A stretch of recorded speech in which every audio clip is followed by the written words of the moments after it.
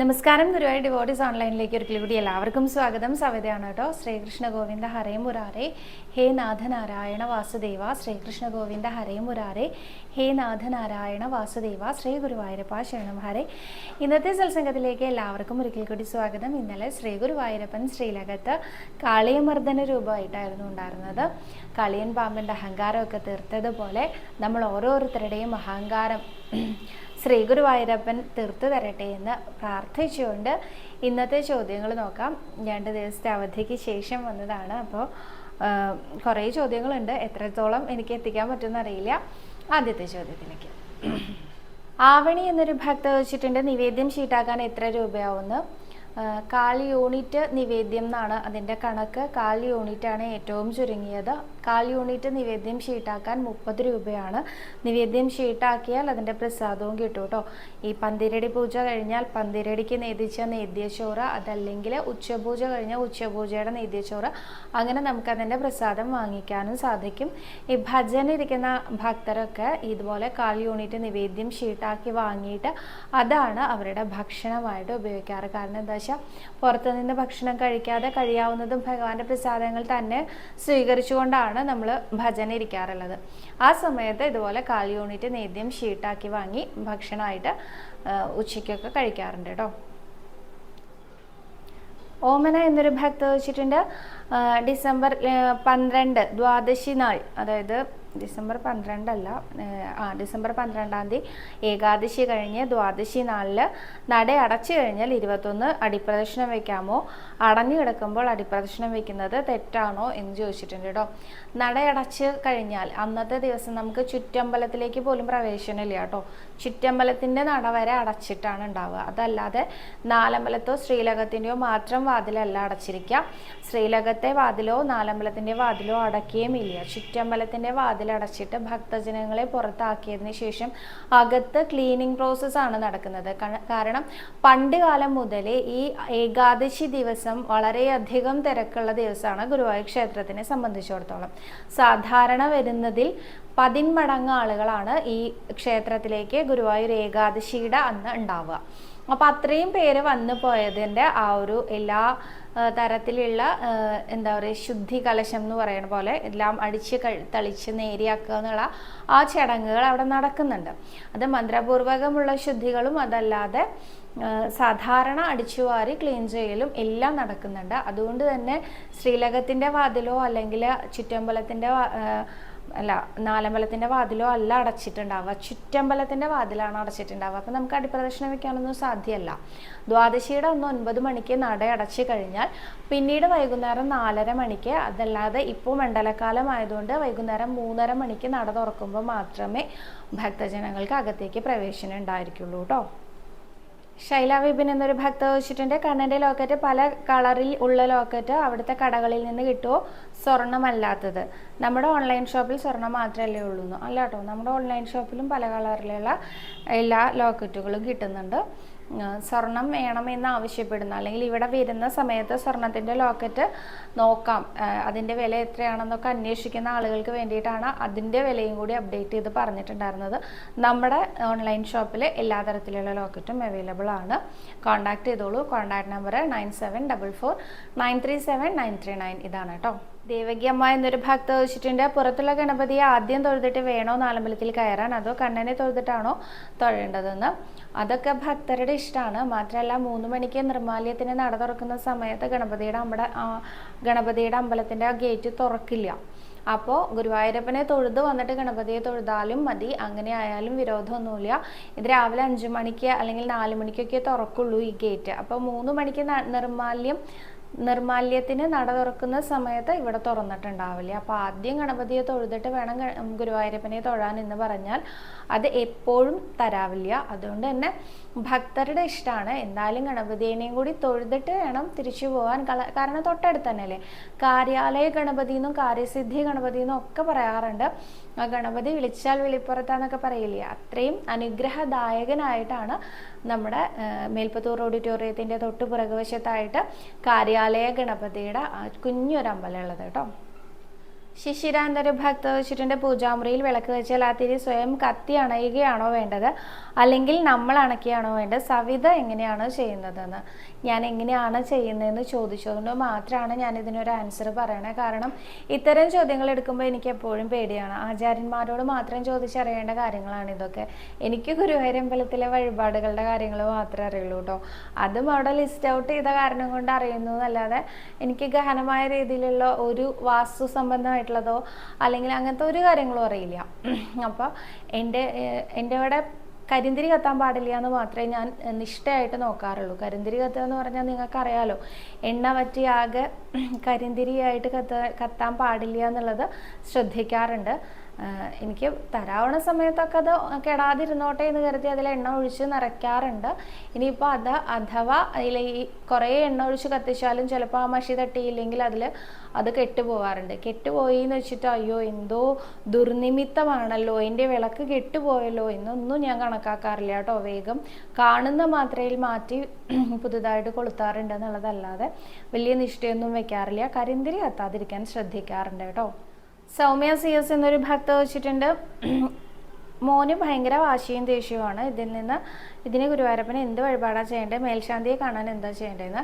മേൽശാന്തിയെ കാണാൻ മേൽശാന്തി ഇരിക്കുന്നത് ഗുരുവായൂരപ്പൻ്റെ അമ്പലത്തിൽ ചുറ്റമ്പലത്തിൽ ഫസ്റ്റ് ഫ്ലോറിൽ വടക്ക് വശത്താണ് ഉള്ളത്. അപ്പോൾ വടക്ക് വശത്ത് ഒരു വഴിപാട് കൗണ്ടറും ചന്ദനപ്രസാദം കൊടുക്കണം ഭാഗമൊക്കെ ഉണ്ട്. ആ ഒരു ഭാഗത്താണ് അവിടെ ഗോവണി ഉണ്ടാവുക. ആ ഭാഗത്ത് ആരോടെങ്കിലും ചോദിച്ചാൽ മേൽശാന്തി മുറിയിലേക്കുള്ള ഗോവണി കാണിച്ചു തരും. അവിടെ ഒരു വെയിറ്റിംഗ് ഏരിയ ഉണ്ട്. അവിടെ ഇരുന്ന് കഴിഞ്ഞാൽ എപ്പോഴാണ് മേൽശാന്തി എത്തുക എന്നുള്ളതൊക്കെ അവിടെയുള്ള അവർ പറഞ്ഞു തരും നമുക്ക്. അപ്പോൾ അതിനനുസരിച്ച് മേൽശാന്തിയെ കാണാൻ സാധിക്കും. പിന്നെ ദേഷ്യവും വാശിക്കും നമുക്ക് എന്ത് വഴിപാടും നേരാം ഗുരുവായൂരപ്പന്, അങ്ങനെയൊന്നുമില്ല. നമ്മൾക്ക് എന്താണോ തോന്നുന്നത് അത് നേരാം. ഒപ്പം 45ാമത്തെ ദശകം നാരായണീയത്തിൽ ചൊല്ലി നമസ്കരിക്കുന്നത് വളരെ ഉത്തമമാണ് കേട്ടോ. ഗിരിജ എന്നൊരു ഭക്ത വെച്ചിട്ടുണ്ട്, കഴിഞ്ഞ ദിവസത്തെ വീഡിയോ ആയിരുന്നു കേട്ടോ. അത് കണ്ടിട്ടാണ് പറയുന്നത്. കഴിഞ്ഞ ദിവസം ദാമോദര ഭാവത്തിൽ ശ്രീലകത്ത് ഉരലിൽ ചേർത്ത് കെട്ടി ഭഗവാനെ എന്ന് പറഞ്ഞിരുന്നു. അപ്പോൾ ഉരലുണ്ടായിരിക്കുമോ ശ്രീലകത്ത് എന്ന് ചോദിച്ചു. ഉരലെല്ലാം അവിടെ എന്ത് അലങ്കാരങ്ങളാണെങ്കിലും ആ അലങ്കാരങ്ങളെല്ലാം കളഭത്തിൽ തന്നെയാണ് ഉണ്ടാക്കുന്നത്. അതല്ലാതെ സ്പെഷ്യൽ പ്രോപ്പർട്ടീസ് ഒന്നും തന്നെ യൂസ് ചെയ്യുന്നില്ല കേട്ടോ. അവിടെ ഉള്ളത് ഇപ്പോൾ ഉരലിൽ കെട്ടുന്ന ദാമോദരനായിട്ടാണെങ്കിൽ ഉരലും കളഭത്തിൽ തന്നെയാണ് ഉണ്ടാക്കുക. അതേമാതിരി ആലിൻ്റെ കൊമ്പിൽ കയറിയിരിക്കുക, അല്ലെങ്കിൽ ആ കടമ്പ് വൃക്ഷത്തിൻ്റെ മുകളിൽ കയറിയിരുന്നു കൊണ്ട് ഗോപികമാരുടെ വസ്ത്രാപഹരണത്തിൻ്റെ കാര്യമാണെങ്കിൽ ആ ആലിൻ്റെ വൃക്ഷവും അതിൻ്റെ ശിഖരങ്ങളും ഭഗവാൻ ഇരിക്കുന്നതും ഒക്കെ ഉണ്ടാക്കുന്നത് ഈ കളഭത്തിൽ തന്നെയാണ്. അപ്പോൾ ഇത്രയൊക്കെ വലിപ്പം ആ വിഗ്രഹത്തിനുണ്ടോ ചോദിച്ചാൽ അതൊക്കെ ഗുരുവായൂരപ്പൻ്റെ അനുഗ്രഹം, ഗുരുവായൂരപ്പൻ്റെ മാജിക് എന്നേ പറയാൻ പറ്റുള്ളൂ കേട്ടോ. ഇപ്പോഴും ആ ഉണ്ണികൃഷ്ണൻ്റെ മാജിക്ക് നമുക്ക് അനുഭവിച്ചറിയണമെങ്കിൽ ഒരു ദിവസം മനസ്സിരുത്തി ഒന്ന് ഗുരുവായൂരപ്പനെ വിളിച്ചാൽ മതി. നമ്മുടെ ജീവിതത്തിൽ എന്തായാലും അത് നമുക്ക് അനുഭവവേദ്യമാവുക തന്നെ ചെയ്യും. അതേമാതിരി തന്നെയാണ് ഈ ഒരു കളഭാലങ്കാരത്തിൻ്റെ കാര്യവും. ഇതെല്ലാവർക്കും സംശയമുള്ളതാണ്. ഇത്രയൊക്കെ അലങ്കാരങ്ങൾ ആ ഒരു വിഗ്രഹത്തിൽ എങ്ങനെയാണ് ഉൾക്കൊള്ളിക്കുക എന്നുള്ളത് അത് ഈ ചാർത്തുന്നവരോട് ചോദിച്ചാൽ പോലും അവർ പറയുക അറിയില്ല, ഗുരുവായൂരപ്പൻ്റെ അനുഗ്രഹം കൊണ്ട് തന്നെയാണ്. അപ്പോൾ അതല്ലാതെ എക്സ്ട്രാ ഒരലൊന്നും അവിടെ ഉണ്ടാവില്ല കേട്ടോ. ശ്രീജ എന്നൊരു ഭക്ത വെച്ചിട്ടുണ്ട്, പുതിയ സബ്സ്ക്രൈബർ ആണ് തോന്നുന്നു. അമ്പലപ്പുഴയിലാണോ സവിതയുടെ സ്വന്തം ഇല്ലം? മാവേലിക്കരയിൽ നിന്നാണ് എന്ന് പറഞ്ഞിട്ടുണ്ട് കേട്ടോ. ശ്രീജ മാവേലിക്കരയിൽ നിന്നാണെന്ന്. എൻ്റെ സ്വന്തം ഇല്ലമല്ല, എൻ്റെ സ്വന്തം ഇല്ലം ഗുരുവായൂർ തന്നെയാണ്. ഗുരുവായൂർ മരഞ്ഞാട് ഇല്ലത്തെ പരമേശ്വരൻ നമ്പൂതിരിയുടെ മകളാണ് ഞാൻ. എന്നെ വിവാഹം കഴിച്ചു കൊടുത്തിരിക്കുന്നത് അമ്പലപ്പുഴ പ്ലാക്കുടി ഇല്ലത്തെ രാജ്കമൽ നമ്പൂതിരിക്കാണ്. അപ്പോൾ അതാണ് ഞാൻ ഇല്ലത്തേക്ക് പോവാണെന്ന് പറഞ്ഞത്. ഇപ്പോൾ തൽക്കാലം ഞാനിവിടെയാണ് സെറ്റിൽഡ് ആയിരിക്കുന്നത്, ഗുരുവായൂരാണ് സെറ്റിൽഡ് ആയിരിക്കണേ. അപ്പോൾ ഞാൻ മാസത്തിൽ 1-2 ദിവസം അല്ലെങ്കിൽ 3-4 ദിവസമൊക്കെ അമ്പലപ്പുഴയിൽ ഉണ്ടാവാറുണ്ട്. അപ്പം അങ്ങനെയാണ് ഞാൻ അമ്പലപ്പുഴയും പ്ലാക്കുടിയും ആയിട്ട് മാറി മാറി നിൽക്കുന്നത്. അപ്പോൾ എൻ്റെ ഇല്ലപ്പേര് മരഞ്ഞാടെന്നാണ്, ഗുരുവായൂരാണ്.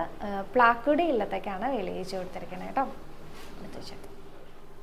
ശൈല വിപിൻ എന്നൊരു ഭക്ത വെച്ചിട്ടുണ്ട്, രാത്രി 9:30 വിളക്കെഴുന്നള്ളിപ്പ് തുടങ്ങുമെന്ന് പറഞ്ഞല്ലോ. അപ്പോൾ ഭഗവാൻ പുറത്തായിരിക്കില്ലേ? അതുകൊണ്ട് തന്നെ നാലമ്പലത്തിനകത്തേക്ക് കയറി തൊഴാൻ സാധിച്ചിട്ടില്ലെങ്കിലും ആനപ്പുറത്ത് എഴുന്നള്ളിയിരിക്കുന്ന നമ്മുടെ കണ്ണിൽ കണ്ടാൽ പോരെ എന്ന്. തീർച്ചയായിട്ടും മതി കേട്ടോ. നമ്മുടെ ഉണ്ണികൃഷ്ണനെ ശരിക്കും ഗുരുവായൂർ മണ്ണിൽ വന്നാൽ തന്നെ ആ ഒരു ഗുരുവായൂരപ്പൻ്റെ അനുഭൂതി കിട്ടുന്നു എന്ന് കുറേ ആളുകൾ പറയാറുണ്ട്. ചില ആളുകൾക്ക് അകത്ത് കയറി തൊഴുതാലേ സമാധാനമാവുള്ളൂ. ശുഷ്ക ഭക്തി കൊണ്ടായിരിക്കും ചിലപ്പോൾ അങ്ങനെയെന്ന് എനിക്ക് തോന്നാറുണ്ട്. ഞാനൊക്കെ ആ വകുപ്പിൽപ്പെട്ടതാണ്. നാലമ്പലത്തിനകത്ത് കയറി ആ വിഗ്രഹത്തിൽ കണ്ടാൽ മാത്രമേ ഒരു സാറ്റിസ്ഫാക്ഷൻ ഉള്ളൂ എന്ന് തോന്നുന്ന ആൾക്കാർക്ക് അത്രയൊന്നും വിപുലമായിട്ട് ചിന്തിക്കാൻ സാധിക്കണില്ല എന്ന് തോന്നാറുണ്ട് കേട്ടോ എനിക്ക്. പക്ഷേ ചുറ്റമ്പലത്തിൽ നിന്ന് തൊഴുതാലും മതി, ഏതെങ്കിലും ഒരു തൂണിൻ്റെ ചുവട്ടിൽ നിന്നിട്ട് ഉണ്ണീ കൃഷ്ണ എന്ന് വിളിച്ചാലും മതി എന്ന് വിചാരിക്കുന്ന അനേകം ഭക്തരുണ്ട് കേട്ടോ. അങ്ങനെയുള്ള ആളുകളുടെ മുമ്പിലേക്കായിരിക്കും ഓടിയെത്തുക ഉണ്ണികൃഷ്ണൻ എന്നാണ് എനിക്ക് തോന്നാറുള്ളത്.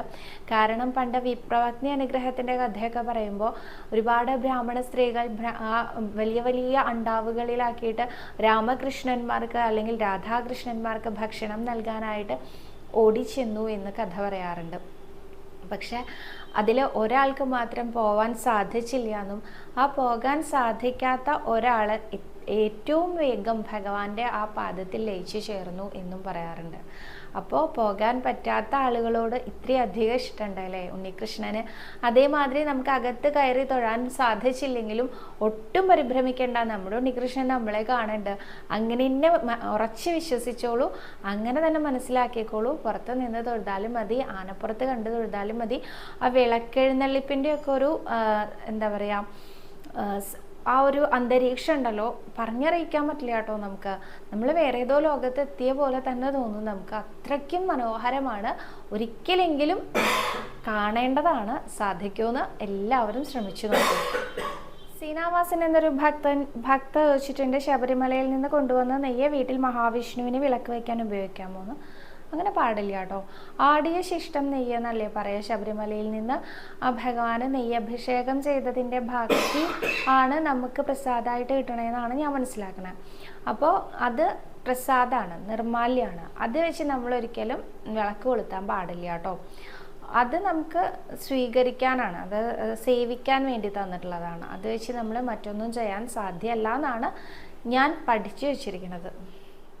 അഞ്ജലി രഞ്ജിത്ത് എന്നൊരു ഭക്ത ചോദിച്ചിട്ടുണ്ട്, ഏതൊക്കെ സാഹചര്യങ്ങളിലാണ് പുണ്യാഹമാവാറുള്ളത്, അത് ആരാണ് കണ്ടുപിടിക്കുക എന്നുള്ളത്. സാഹചര്യം എന്ന് പറയുന്നത് ഏതെങ്കിലും തരത്തിലുള്ള അശുദ്ധി നാലമ്പലത്തിനകത്ത്, പ്രത്യേകം പറയുന്നു, നാലമ്പലത്തിനകത്ത് ഏതെങ്കിലും തരത്തിലുള്ള അശുദ്ധി സംഭവിക്കുകയാണെങ്കിലാണ്. ഏത് തരത്തിലുള്ളതാണെങ്കിൽ അനേകം ഭക്തജനങ്ങൾ വരുന്നതാണല്ലോ നാലമ്പലത്തിനകത്ത്.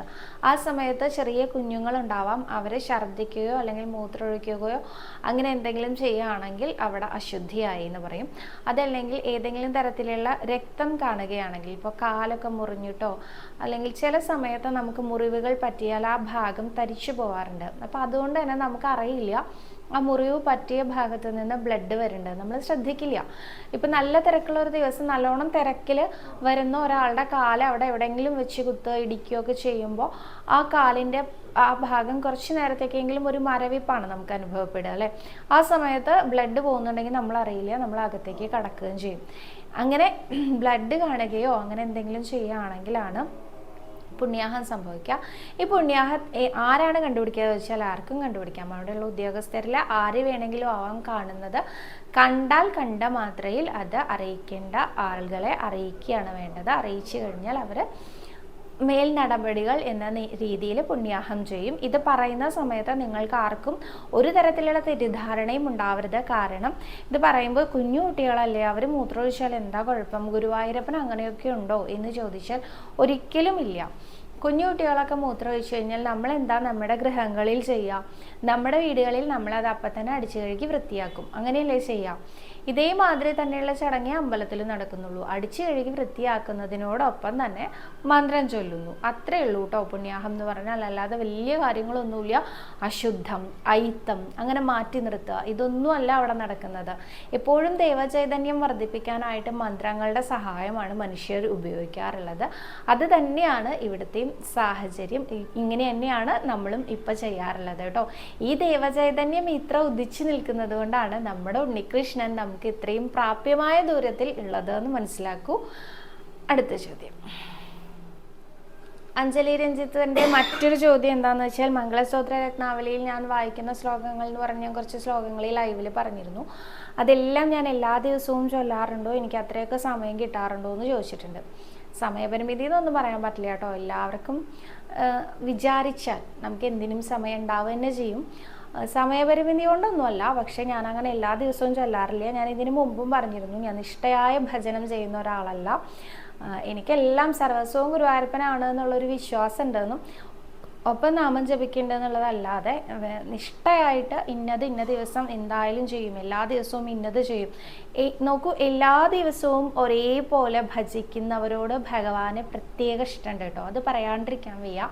ഇപ്പോൾ ഒരു വ്യക്തി എല്ലാ ദിവസവും സഹസ്രനാമം കൊണ്ട് ഭഗവാനെ സ്തുതിക്കുന്നുണ്ടെങ്കിൽ ആ വ്യക്തിയുടെ ഒരു ദിവസത്തെ സഹസ്രനാമം മുടങ്ങാതിരിക്കാൻ ഭഗവാനും കൂടി മുൻകൈ എടുക്കും കേട്ടോ. അത്രയും ഭഗവാൻ അവരോട് ഒരു പ്രത്യേക താല്പര്യവും പരിഗണനയുണ്ട്. എന്നാൽ എന്നെക്കൊണ്ട് അതൊന്നും സാധ്യമല്ല. ഞാൻ അങ്ങനെയൊന്നും നിഷ്ഠയായിട്ട് ഭജിക്കുന്ന ആളല്ല. പക്ഷെ എനിക്കിതൊക്കെ ചെയ്യാൻ ഇഷ്ടമാണ് എന്നുള്ളത് കൊണ്ട് അങ്ങനെ അങ്ങോട്ട് നടന്നു പോണു. എല്ലാം എല്ലാ ദിവസവും എന്ന് പറയാൻ പറ്റില്ല. അപ്പോൾ ഇന്ന് അത്രയും ചോദ്യങ്ങളേ ഉള്ളൂ. ഏതെങ്കിലും ചോദ്യങ്ങൾ ഞാൻ വിട്ടുപോയെന്നൊന്നും അറിയില്ല കേട്ടോ. 2 ദിവസത്തെ ഗ്യാപ്പിന് ശേഷം വരികയാണല്ലോ. അപ്പോൾ വിട്ടുപോയ ചോദ്യങ്ങളൊക്കെ വീണ്ടും ഓർമ്മിപ്പിക്കാൻ മറക്കരുത്. നാളെ കൂടുതൽ ചോദ്യങ്ങളും ഉത്തരങ്ങളും ഒക്കെ ആയിട്ട് വരാം. 2 ദിവസമായിട്ട് എല്ലാവരും നാമജപം കൂട്ടി വെച്ചിരിക്കാവുമെന്ന് തോന്നുന്നു. അപ്പോൾ ഇന്നത്തെ കഥയുടെ വീഡിയോൻ്റെ താഴെയായിട്ട് നാമജപം അപ്ഡേറ്റ് ചെയ്യാൻ മറക്കരുത് കേട്ടോ. നാളെ കാണാം. നന്ദി.